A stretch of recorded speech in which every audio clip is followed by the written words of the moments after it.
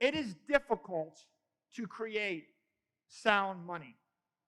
How difficult?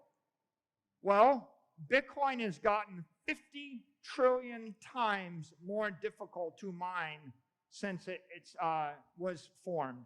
50 trillion. Now, what is that telling you?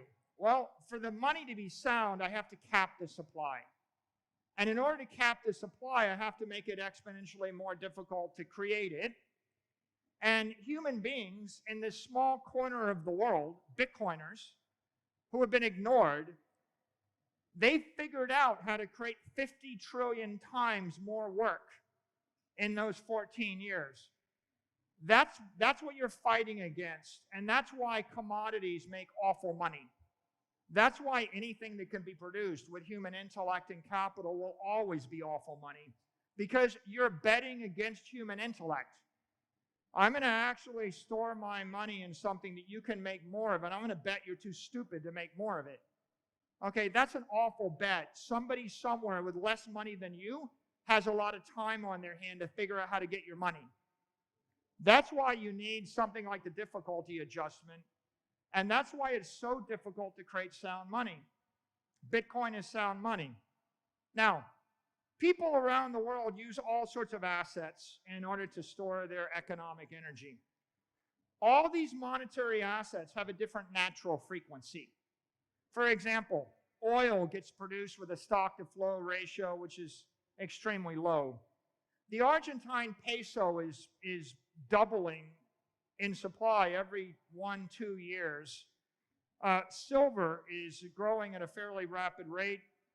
When the dollar inflates at 7% a year, that means that over the course of 10 years, you double the supply of the dollars.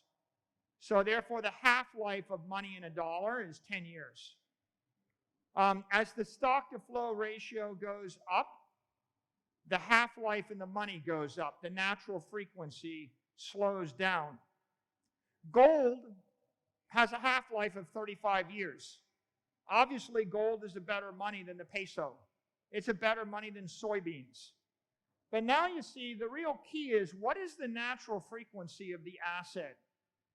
And what's brilliant about Bitcoin is it started with a higher frequency, but that natural frequency is going to infinity. It's becoming a very low-frequency money. Next year, after the halving, stock-to-flow is 120. The half-life of your economic energy in the money of Bitcoin goes to 100 years. In the year 2036, the half-life of your economic energy in Bitcoin becomes 1,000 years. In 2048, the half-life of your economic energy in Bitcoin is 10,000 years. Now, politicians want to tell you that this is impossible. Commodities and nature tells you this is impossible. But look at my chart here. In your lifetime, there is one asset that has a long enough frequency that you can actually expect to keep your money forever. This is economic immortality.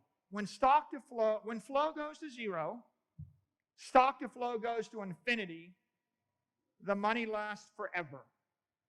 If the money lasts forever, you have hope. What is money? Perfect money is a way to escape the misery of the economic war that is depriving you, your family, and your company of 99.9% of everything you have with absolute certainty.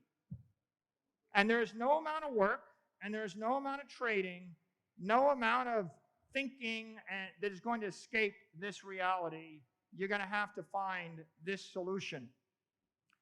What's the winning strategy?